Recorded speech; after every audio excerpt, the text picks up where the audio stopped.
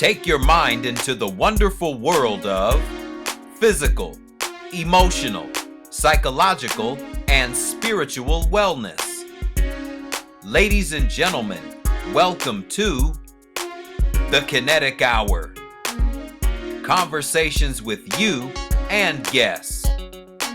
With your host, Kenneth, Wesley, Mason. That's me.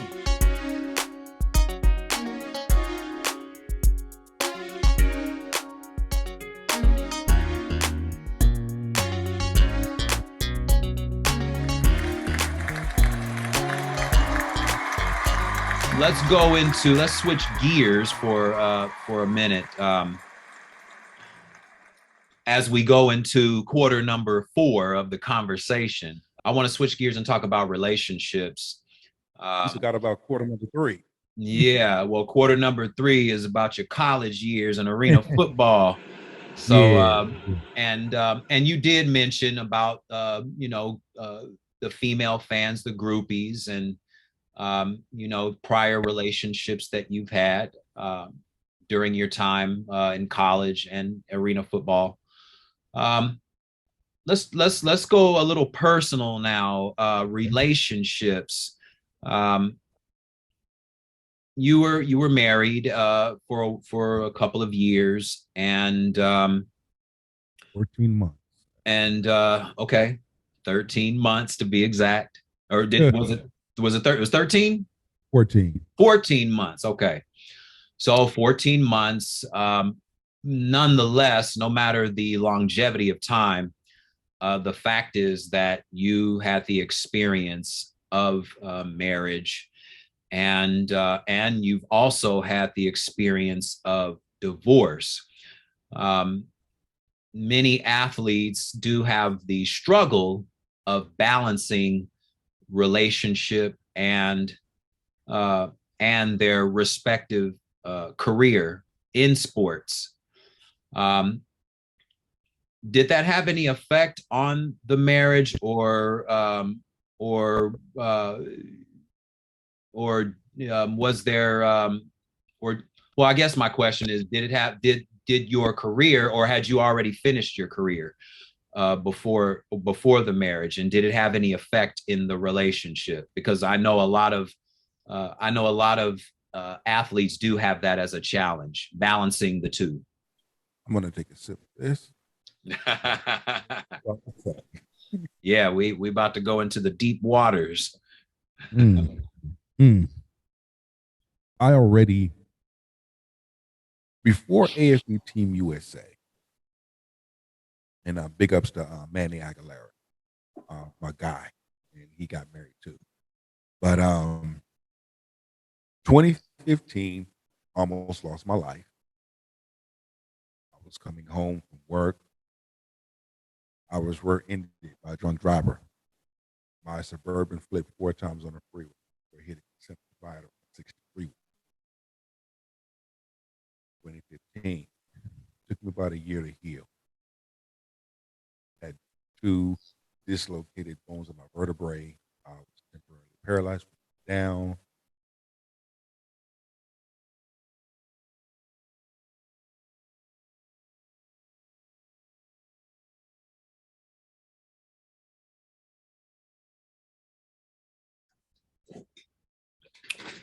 All right. All right. So you mentioned 2015. Just kind of glance over the story again. That way we can really kind of know exactly what the story is. You don't have to go into all the detail, but just a briefing, just like what you did before, because all of it didn't come through because you were breaking up. So just give me just a briefing on, because you talked about your accident as well.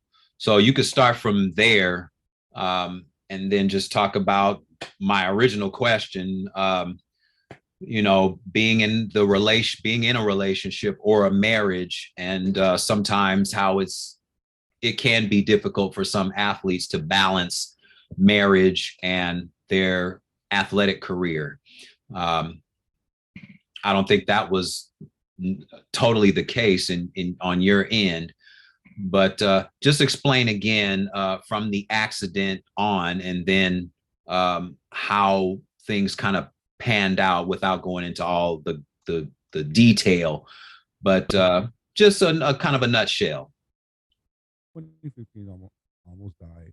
And make sure you speak up into the mic too. 2015 almost died. I was rear-ended by a drunk driver. My Suburban flipped 4 times on the freeway, on the 60 freeway before hitting the center divider.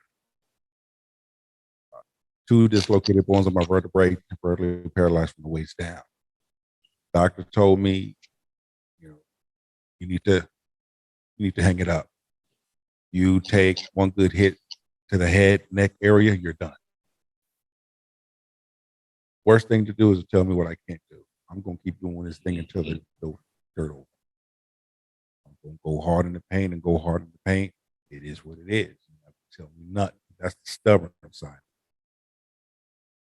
2016 is when I had a relationship. Then it went further, ended up getting married. Of which I was a part of. Yes, you were. And was happy to do it too. And you'll do it again.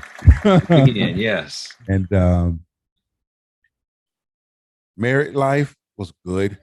You know, you always have your ups and downs. You go through things. You know, marriage isn't easy, but when you have storms, you'll see how a person really behaves. You see the true character of that individual when storms come. And I found myself fighting for my marriage. I found myself literally fighting for my marriage. I found myself in a place, you know, it's a cold feeling when the person that you're with emotionally and mentally checks out and disconnects themselves from it. It's a cold feeling. But yet still going to work, you know, still help providing. It was blow after blow. And I remember one of the brothers, Minister Cameron, and my god brother, Bishop Jarvis Hines, who married us. Minister Cameron said, "Come stay with me," because I put out the house, found myself homeless. You know, stayed with him. It's amazing how God will send angels to you. You know, he will put angels, specific angels in place. And I'm going to tell you, that right there, he was preparing me for the worst to come. He kept saying, God's going to bless you and cripple you at the same time. And I didn't know what that meant. But I found out then. Mm-hmm. Kept preparing me. There's a blow coming. That final blow. What was that final blow? You know, I was improperly served divorce papers. That was the final blow. But because God had already been preparing me, it's like, okay. Going through marriage counseling, going through things. But I drive it home with this. It was in the midst of my storm. It was in the midst of my time in the wilderness where when I had to come face to face with my own thoughts, I had to come face to face with self. I had to come face to face with my past, tearing layers and layers and layers of things in my past, just tearing it. And I remember hearing a voice saying, "Will you trust me?" Because I had a problem with trust because of my relationship with my mother. I had a problem opening up, trusting women, because if I open up and I trust, I get taken advantage of, taken for granted. So what I would do is I would shut down. I would not express how I feel. Because if I know all you're going to do is take me for granted, all you're going to do is use me, all you're going to do is hurt me, then why do I need to do it in the first place? You see what I'm saying? So through all of that, I was forced to go back. I was forced to go back, you know? And I'm going to tell you something. I didn't know how my mother was going to receive. I didn't care if she did or not. I knew that this was something that had to be done. Things that I've been carrying for like 25 years. I need to say this. I left home at 17, going on 18. I left home. I was on my own, you know, and you know, even before my dad found out everything that was going on, and by the time he found out everything that was going on, he was living. You know, my mother kept me away from that side of the family. You know, you know. I showed up at my mother's house. It was on a Saturday morning, March 22nd, and when I saw my mother, I cried. I cried like a 2-year-old because it's been 25 years. But I looked her dead in her face. I looked her dead in her face. And the things, I didn't cuss her out. I didn't scream and shout. I just simply said, because of the things that you've done to me, as a result, I always hit a brick wall when it comes to my love life. Because I developed hatred for you, for how you treated me. And in doing so, look at the type of women that I would choose. Yeah. Something was always wrong with them. Either A, something was always wrong with them. B, they have unfinished business in their past. Or C, I like them, but they didn't feel the same way. I was more into them, but it wasn't being reciprocated. Yep. I would do more for them. The average woman will turn around and do for me. But that wasn't the case. The different types of women that I've chose, even down to who I married. And when I told my mother that,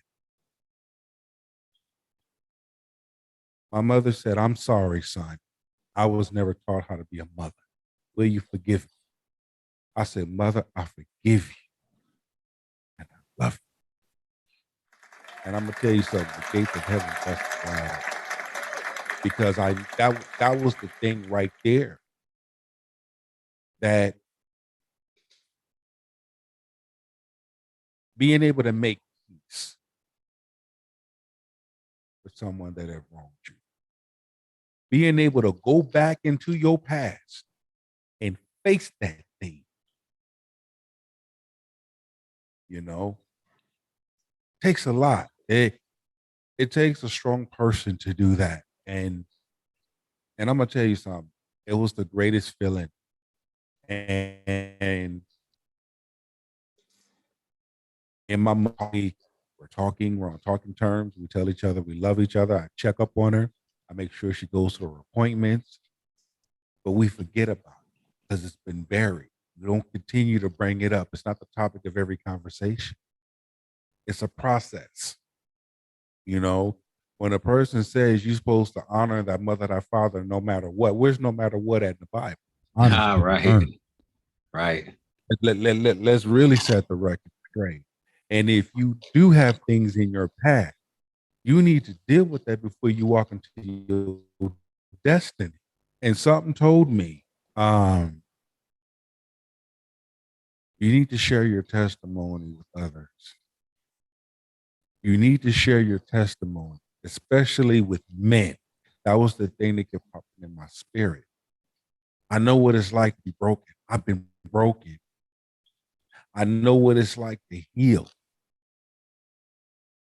I know what it's like to carry things, unforgiveness, anger. I know what it's like to carry.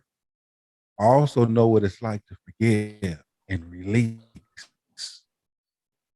So learning these things and receiving counseling, once again, it goes back to those angels. God put certain angels in my life, and I'm gonna tell you, I love each and every one of them because they all played their part. Even you know, have played their part because it's like y'all know me. Yeah, other people know me for being big truck, the athlete, all the other stuff, the bodyguard, but outside of all of that, it's like we know you and everything that was said about you, that's not true. That's not true at all. You're a big teddy bear. But if you rub that teddy bear the wrong way, you'll turn into a grizzly bear on you. Yeah. Yeah. It's But let me ask you this, because this is something that I've always been curious. I don't think I've ever asked you about it. Because when I first met you, your last name was different than what it is now. Um, talk about that real quick. Why the name change? my mother and my dad, they had issues. They had some things going on. I'll leave it at that. Yeah. And to get at my dad, my mother was promiscuous, and one of the persons that she was seeing had that name, and that was the name that she gave me. And you know, it stuck. That was my name, but yet, in order to get back in place where I belong, a lot of things I had to collect, and that was one of them. Mm-hmm. I said, no, I'm a Myrie. I'm going to take my dad's last Yeah. As you should. As you should. That now that I know, yeah, it was the right thing for you to change your name to be what it was supposed to be in the beginning. name. Exactly. So I was always curious about that because I'd always remember you being the last name was always different when I first met you. So thank you for sharing that. Thank you for sharing that.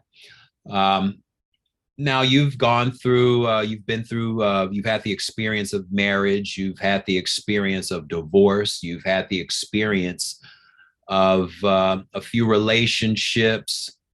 Um, and I will say this, you've been in relationships with Caucasian and what we call African American women. You've been on both sides of the coin.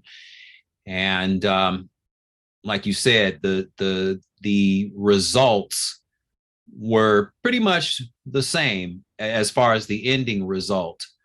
So in your case, it really didn't matter. The issue of race, black and white, really, that wasn't even a factor because even though you were married to a black woman, it still, unfortunately, it didn't end the way I'm pretty sure both of you conceived it at the time. What have you learned from the experience? And then we'll segue into why you started the King's Table. Well, first off, when you're hurt and you're broken, you're gonna say things, and I said some things. I said I would never, ever, ever, ever, ever date another black ever, from dating to marrying, ever. But then, you know, having that time with myself, having that healing time, not every black woman is bad. Of course. But look who I chose. I chose a woman, I chose a person that was broken themselves, put it on a facade. I chose to be with the person. You see what I'm saying? I ignored flags. I'm quite sure I had flags too. But guess what? I'm man enough to admit mine. I'm man enough to keep it 3,000 with you. Come from the shoulders with it. I've also learned that you can't love someone else until you love yourself. Yeah. You have to learn to do something different. Be willing to do something different that you've never done in order to have something that you never had but always wanted. There are good men and women walking around the universe, you know, but we some people tend to gravitate to what they're accustomed to, you know.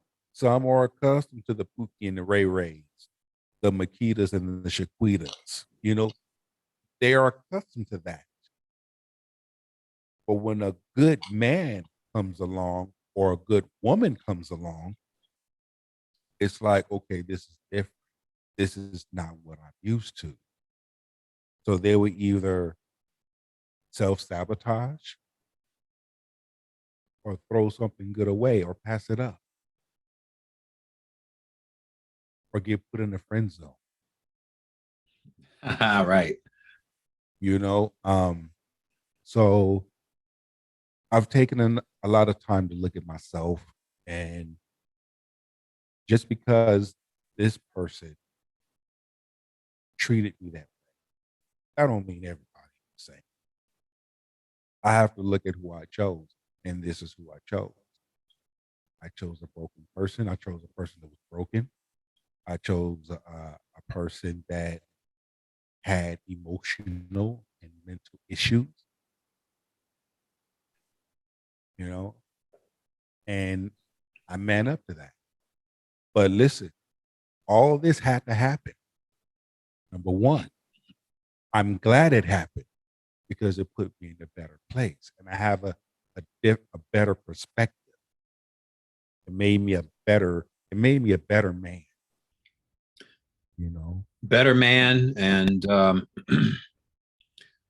now you have more insight now, um, that you can give to others, which is the reason why you created what's called the King's Table.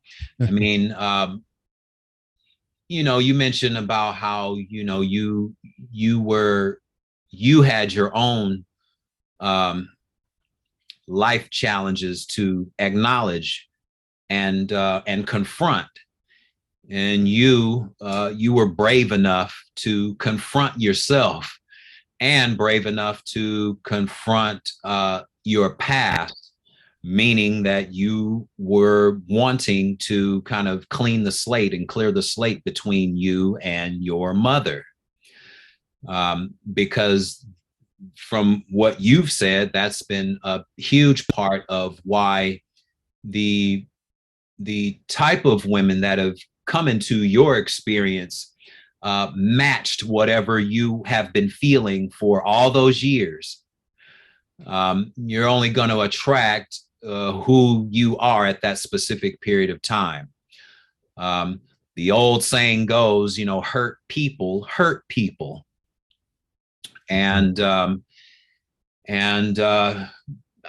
from what I can see, yeah, you did choose. You chose according to who you were at that time. And but as time moves on, you know, you get to learn yourself once you acknowledge that, wow, I really do need to change some things about me, not about the other person, because you that would take too much of your energy to try and change your spouse. I mean, the spouse has to come into acknowledgement that there's something about them that may need to change in order for the marriage to be successful. You know, both people have to be on the same page, mentally, emotionally, physically, psychologically, spiritually. If you're not on the same page with all those elements, then the train will derail eventually. But see, I'm gonna capitalize on that. You know, it goes back to what I was saying uh, in the third quarter. You know, there was something missing. You know, there was something missing, that nurturing, that love that a mother would give her child. You know, things were missing, Yep. and wanting to be loved, wanting to have someone love me. You know, I was missing that. So therefore I would look for that in those relationships with those women. And I can honestly say that I haven't been in a lot of relationships, but at the same time, I can honestly say that there were some good women that I've met, that I've dated, that I've messed up, that I messed up. Yeah. And, you know, you won't know who you truly are or know what type of person you have that is in your corner until you are between a pimp and a hard place. You are in a storm and all hell is breaking loose. Then you will know, number one, who you are. Number two, your part. Are you the type of person we're gonna stand? First off, we're gonna pray, and after we're done praying, we're gonna figure this thing out together. We're gonna walk through it. We're gonna deal with it together. I'm not gonna. We don't leave teammates hanging. And what I see in a lot of relationships, why you leaving your teammate hanging? Why you running? Because he lost his job. Now you out. You know. I remember a situation where um I was training, and you remember the relationship I was in, and she told me I need to give up football. You ain't going nowhere. Right. Teams ain't gonna look at you. Lo and behold, what happened? Left her, and I signed my contract with the Georgia Force of the AFL. Mm. Oh, she was looking stupid then. Now you want to come back. Nah, I'm good. Right. But you told me to give it up. You told me. I said the worst thing anyone can tell me is something I can't do because I'm gonna prove you wrong. You know, doctors told me take one good hit to the neck, you're done. Okay. Now let's go back to my friend, Manny Aguilera, my teammate. He works for AFE Team USA. Came back. He said, "Man, I've been looking for you, looking for you. I'm with this organization here. You told me about it. Okay. Once again, in the pit of everything was going on in 2019, right in the smack middle of everything else that was going on. Okay, You have to get nominated to play, and I nominate you. I spoke to Coach G. Coach G said, man, he spoke highly of you. Yes, I would love to have you be a part of this. This is not only an organization, but this is the family. I'm like, okay, what do I need to do? Tell me what I needed to do. First game in Cancun, Mexico. Okay. Got my contract. Man, it was a great feeling. It was a vacation that was needed because of it came at the right time. I was going, I'm like, and I'm gonna tell you once again, it's funny how God will work certain things out in your favor when you rest and trust Him. Because that was my problem. When it came to me trusting God, I was lukewarm when I should have been fire. Went to Cancun, Mexico, had a blast and did amazing things, met some amazing people. The children were amazing. And it was one of them things that pierced my heart. Going to the children's hospital, interacting with fans. So again, I proved them wrong. Went out there and I did it. I blessed the field. Played ball. Knowing what the doctor had told me. Right. I'm not gonna let it stop me. Because one thing those didn't know me, and you know me, I got the heart of a lion. That's why I keep this right here. It reminds me of who I am. Right. You know, I keep moving forward.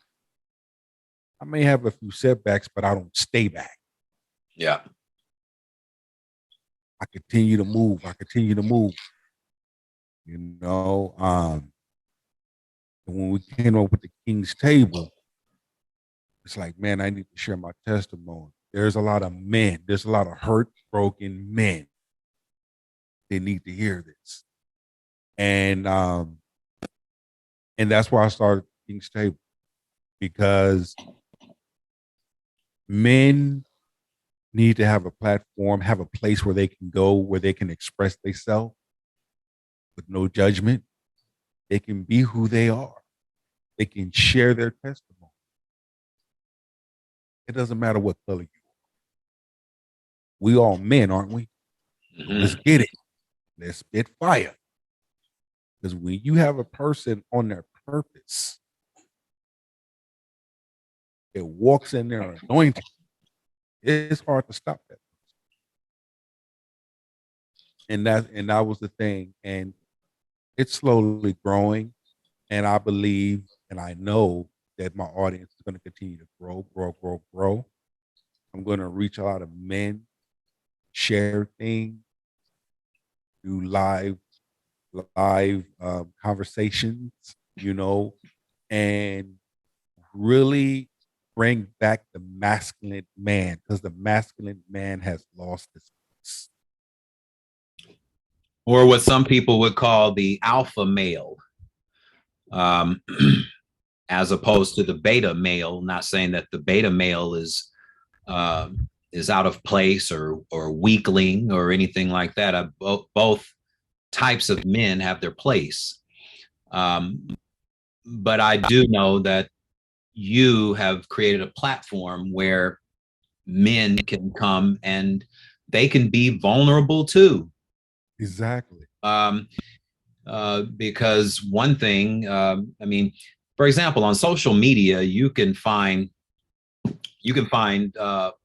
hundreds, if not thousands, of women or female hosts that strictly cater to the feminine emotion.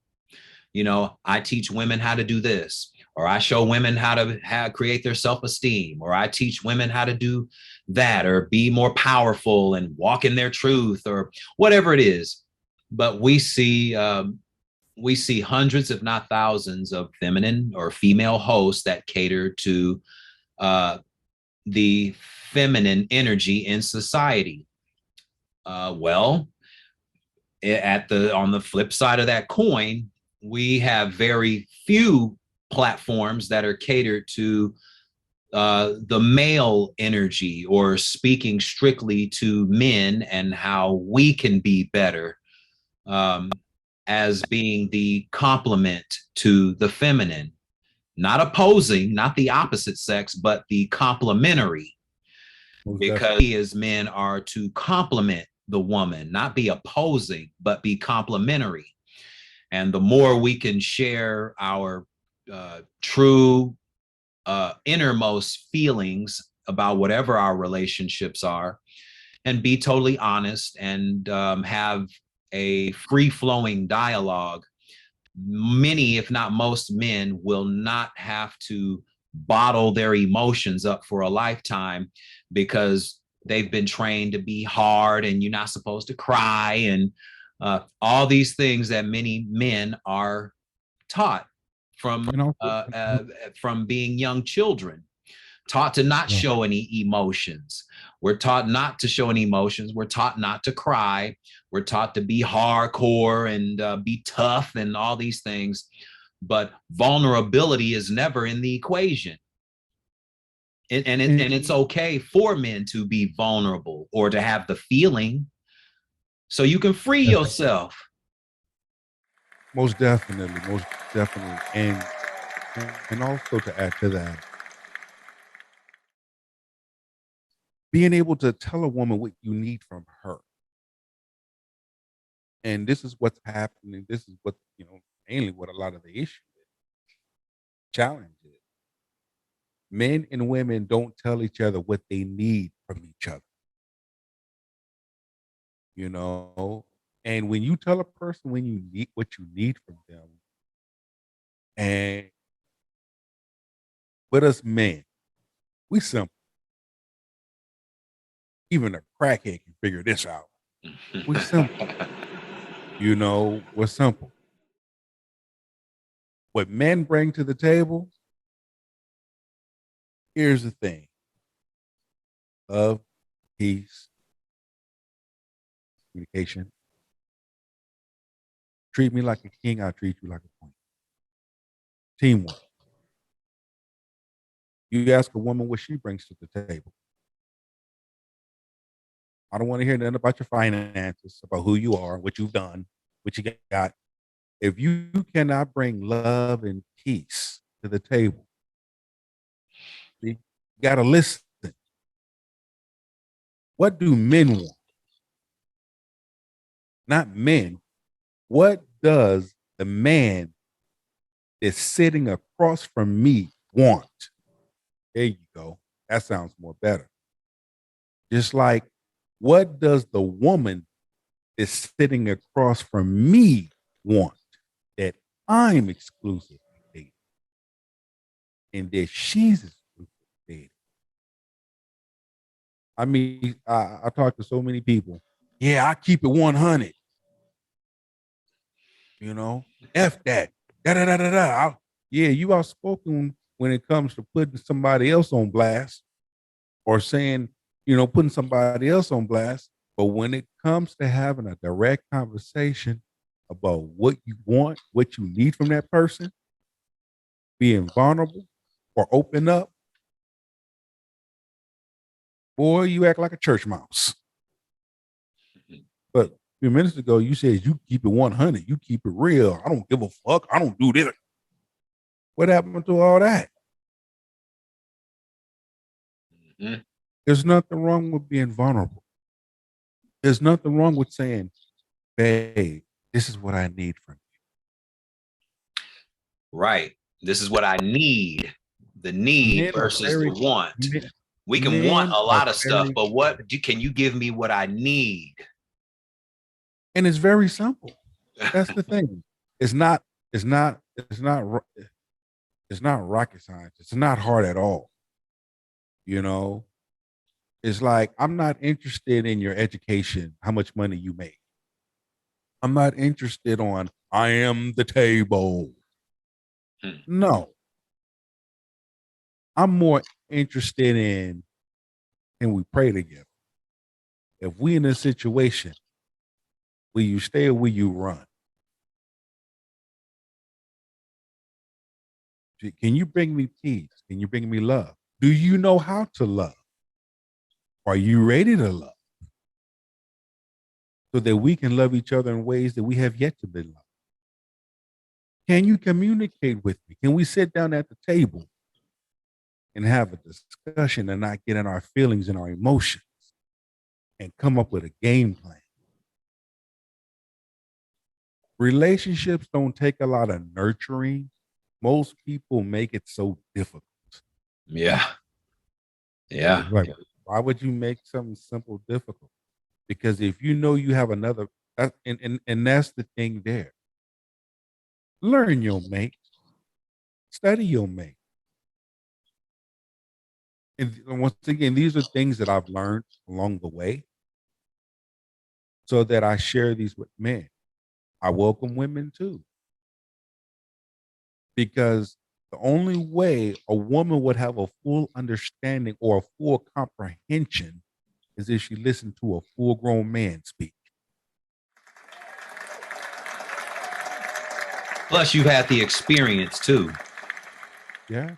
And God ain't You, done with you've me had yet. the experience where most people that we see having the relationship discussion, they've never been married before. They've never taken it to that level. They've had many relationships. They've encountered many different personalities, but they've never taken it to that level of creating a union of that caliber or magnitude to where it's you two and you two are bound by everything, um, uh, successes and liabilities, you know? Yeah, I would love, I mean, I will be married again, number one. And with me, I don't want to, I choose not to meet a woman when everything is going good. Nah, I choose to meet a woman when all hell is breaking loose. Because to me, I want to see how she acts under pressure. I want to see how she responds in the midst of chaos. Is she a person that prays and then come up with a game plan and execute? Or is she the type of person that run around with her head cut off and just yelling at everybody? Hmm. Or does she move calmly? See, does she move calmly in the midst of a storm? See, when you move calmly in the midst of a storm, you're not gonna panic. You're not gonna be scared.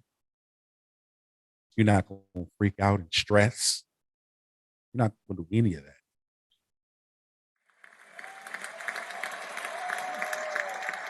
I know that you have a lot of insight to give. Um, how can people find, so because we're going to wrap up, how can people find you and the King's Table? Um, because I encourage everyone to go to the site as well, because one thing I know is that you know when you're actually doing something great when you're stepping on people's toes, you know. Oh, When you know you stepping on people's toes or you getting under people's skin, that's when you know you onto something, because a lot of times people don't like to hear the ugly truth about themselves. um, even when we're doing our own work. you know yeah. um, You know, but I don't believe in giving that Kool-Aid feel good message. I believe in look, I'm gonna come from the shoulders with it. You may not like me now, but you'll respect me later. You know, um, where I can be found, go to YouTube, Doug King's Table, DA space King space table. You know, you can also catch me on Instagram. I am underscore E underscore a king. You can catch me on Instagram.